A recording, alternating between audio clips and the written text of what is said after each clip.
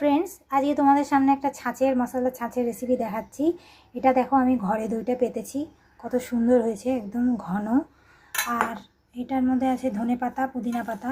প্রথমে আমি এই ধনেপাতা পুদিনা পাতাটা এই মিক্সিং জারে দিয়ে দিচ্ছি। তারপরে আমি এখান থেকে দই নিয়ে দিচ্ছি। দেখো কত সুন্দর ঘরে পাতলে দই হয়েছে। এভাবে দই দিয়ে দিতে হবে এর মধ্যে।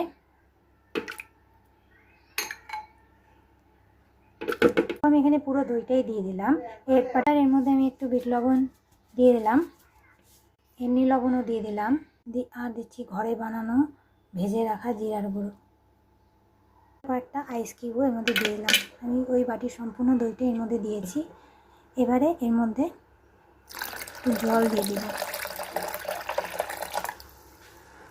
এবার আমি মিক্সিটা একটু ঘুরিয়ে নেব।